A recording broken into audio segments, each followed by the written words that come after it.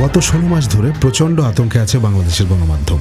Media office আক্রান্ত হচ্ছে, বাইরে আগুন জ্বালিয়ে দেওয়া হচ্ছে, মবের শিকার হচ্ছে গণমাধ্যম কর্মীরা।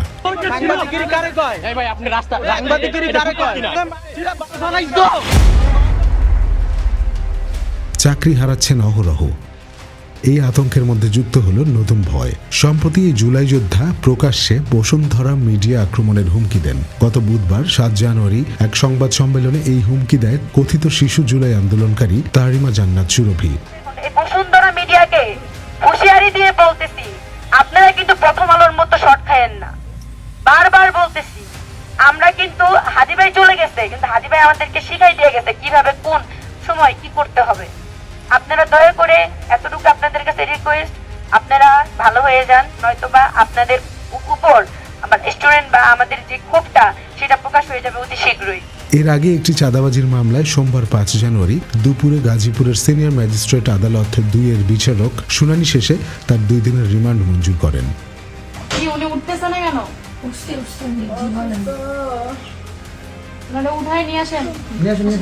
ওই দিনই মব করে তাকে জেল থেকে বের করে আনা হয়।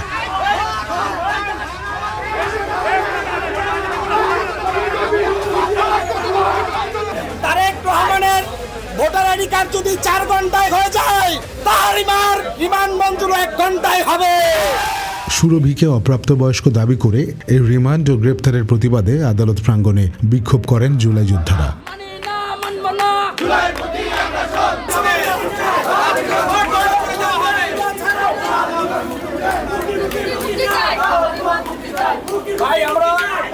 জেল থেকে বের হওয়ার পর সংবাদ সম্মেলনে তিনি বসুন্ধরা মিডিয়াকে প্রথম আলোর মতো পুড়িয়ে দেওয়ার হুমকি দেন। আরেকটা আছে কালবেলা, কালের কণ্ঠ। এই বসুন্ধরা মিডিয়াকে হুঁশিয়ারি দিয়ে বলতেছি, আপনারা কিন্তু প্রথম আলোর মতো শর্ট খায়েন না।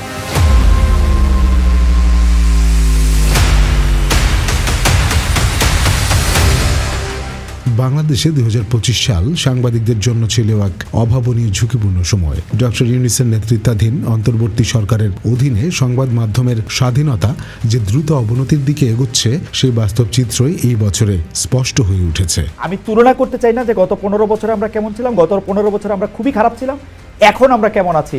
বাংলাদেশের সংবাদ মাধ্যম স্বাধীন আছে অথবা মুক্ত আছে, গণমাধ্যম মুক্ত আছে, এটা আসলে মনে করার কোনো সুযোগ নাই আর কি। আপনি দেখবেন যে আগস্ট থেকে এখন পর্যন্ত অনেক রকমের সংবাদ বাংলাদেশের গণমাধ্যমে এসেছে, বিশেষ করে বিশেষ কিছু পত্রিকা যেগুলো বিশেষ কিছু শিল্পগোষ্ঠী ওন করে থাকে, তারা এমন চটকদার সব কার্যক্রম করেন যা সাংবাদিকতার মানদণ্ডে আমার মনে হয় না যে কোনোভাবেই উত্তীর্ণ হয় আর কি। মানবাধিকার সংস্থা আইন ও সালিশ কেন্দ্র আশোক এর 2025 সালের মানবাধিকার প্রতিবেদনে দেখা যায়, জানুয়ারি থেকে ডিসেম্বর পর্যন্ত সাংবাদিক ও সংবাদকর্মীদের উপর হয়রানি, নির্যাতন ও নিপীড়নে অন্তত 381টি ঘটনা নথিভুক্ত হয়েছে।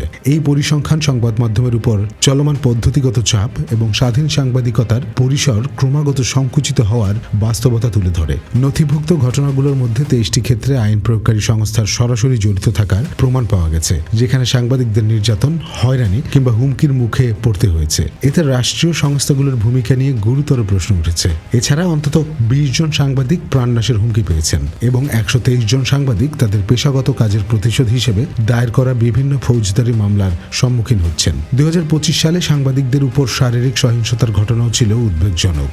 বিশেষ করে সন্ত্রাস বিরোধী আইনের ব্যবহার সাংবাদিক গ্রেপ্তার ও আটক করার একটি নতুন এবং ভয়ঙ্কর দমনমূলক কৌশল হিসেবে আবির্ভূত হয়েছে। এই প্রেক্ষাপটে সাংবাদিক মঞ্জুরুল আলম পান্না ও আনিস আলমগীরের গ্রেপ্তার বিশেষভাবে আলোচিত হয়েছে এবং আনিস আলমগীর এখনও কারাবন্দী রয়েছেন, যা সমালোচনামূলক কণ্ঠরোধে আইনের অপব্যবহার নিয়ে গভীর উদ্বেগ সৃষ্টি করেছে। সংবাদ মাধ্যম প্রতিষ্ঠানগুলো সরাসরি হামলার শিকার হয়েছে। দেশের শীর্ষস্থানীয় জাতীয় দৈনিক প্রথম আলো ও দ্য ডেইলি স্টারের কার্যালয়ে রাজনৈতিকভাবে ক্ষমতাপ্রাপ্ত জনতা ভাঙচুর, লুটপাট ও অগ্নিসংযোগ চালিয়েছে।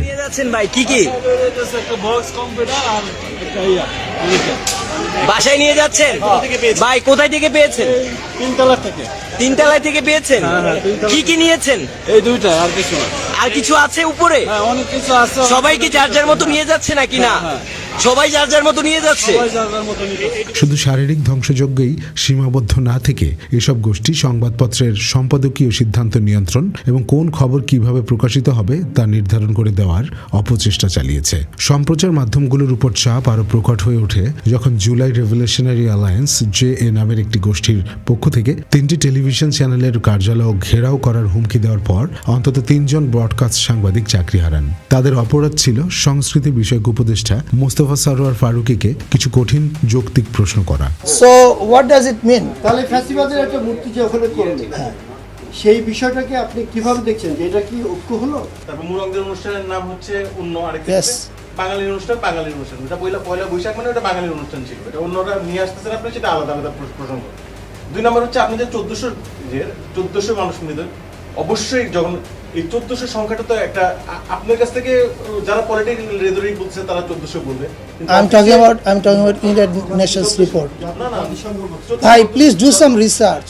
এই চিত্রগুলো বিচ্ছিন্ন কোনো ঘটনা নয়। গ্রেপ্তার সাংবাদিক ফারজানা রূপা, শাকিল আহমেদ, মোজাম্মেল বাবু ও শ্যামল দত্ত 2025 সাল জুড়েই কারাবন্দী ছিলেন। এছাড়া শত শত সাংবাদিক এমন সব মামলায় অভিযুক্ত হয়েছেন যেগুলো মানবাধিকার সংস্থাগুলোর ভাষায় মিথ্যা কিংবা রাজনৈতিক উদ্দেশ্য প্রণোদিত। সামগ্রিকভাবে 2025 সালের ঘটনা প্রবাহ বাংলাদেশের সংবাদপত্র স্বাধীনতার এক গভীর সংকটের ইঙ্গিত দেয়, যেখানে স্বাধীন সাংবাদিকতাকে গণতন্ত্রের অপরিহার্য ভিত্তি হিসেবে নয় বরং একটি হুমকি হিসেবে বিবেচনা করা হচ্ছে। গণমাধ্যম এখন কথা বলতেও ভয় পাচ্ছে।